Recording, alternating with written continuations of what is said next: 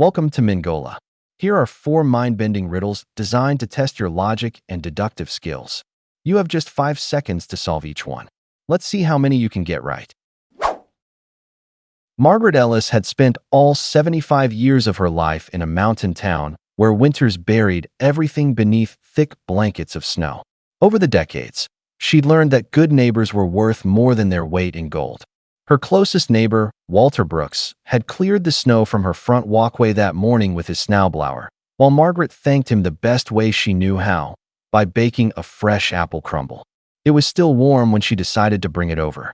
She stepped into a pair of heavy boots, zipped her down coat up to her chin, and pulled the hood over her head. She settled her old spectacles on her nose, slipped her hands into wool mittens, picked up the crumble, and waddled out the front door. Taking slow, deliberate steps along the cleared path, Margaret crossed the quiet street to Walter's small cottage. By the time she reached the porch, she was slightly out of breath. She balanced the dish in one hand and rang the doorbell. No answer. "Well, I can't just leave it out here to freeze," she muttered. She tried the doorknob. To her surprise, it turned easily. "Walter," she called as she stepped inside. "It's Margaret." The house was strangely silent. She had taken only a few steps inside when she suddenly froze. A stranger was crouched beside Walter's motionless body. The man slowly turned his head and stared directly at her. After a tense moment, he sprang to his feet and disappeared through the back door into the snowy yard. Several minutes later, police officers and paramedics filled the house with flashing lights and hurried voices. Margaret recounted everything she had witnessed. "I think someone attacked Walter," she said, still shaken. When the officer asked her to describe the attacker, Margaret couldn't give one. Why couldn't she?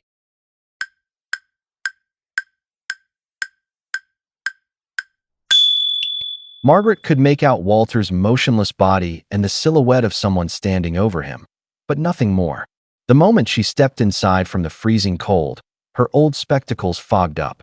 Her labored breathing after the walk, combined with the warmth from the freshly baked apple crumble, further caused the lenses to mist over almost instantly. Before she had any time to remove her glasses, the stranger rose up and fled through the back door. As a result, Margaret never got a clear look at the attacker's face, which is why she couldn't provide the police with a description. A kind-hearted traveler once rescued an old sage who had collapsed by the roadside. Grateful for the help, the sage told the traveler that he could grant one wish, anything he desired, but only a single wish. The traveler was given until sunrise to decide. That evening, he sought advice from his family. First, he spoke with his elderly mother, who had been blind for years.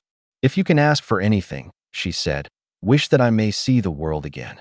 Next, he spoke with his wife.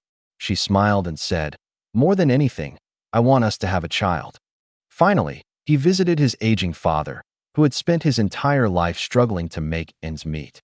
"I've always dreamed of seeing our family prosperous," his father admitted. "Wish for great wealth." The traveler realized that he had only one wish, yet he wanted to make every member of his family happy. The next morning, he returned to the sage and made a single wish that granted all 3 desires at once. What did he wish for?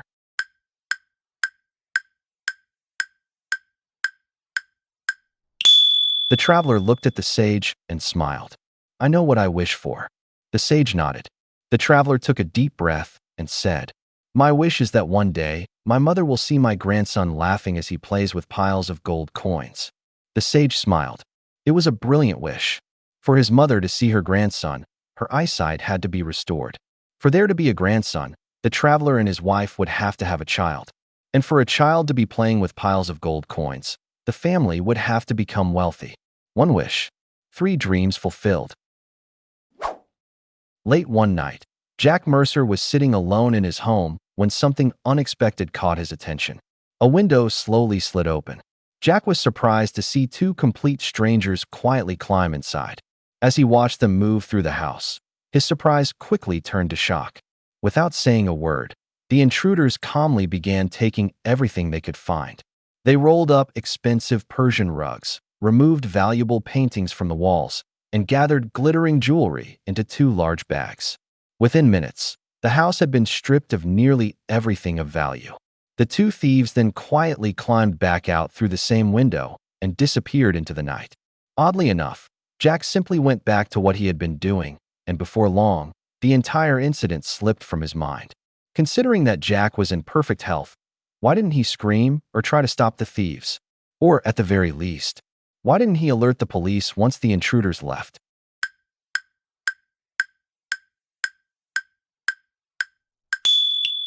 Jack Mercer was an 8-month-old baby. He was old enough to watch what was happening, but far too young to understand or do anything about it. After spending a week away on a business trip, Ethan Carter returned home and asked his son how their crabbing business had fared in his absence. "It was a slow week," his son replied. "I took the boat out every day to check the crab pots, but we barely caught anything." Although disappointed, Ethan accepted the explanation. The following morning, the two headed down to the dock to check the crab pots together. As Ethan was about to push his small boat into the water, he noticed something that made him angry and immediately turned around to face his son. "You lied to me," he said. How did Ethan know his son was lying?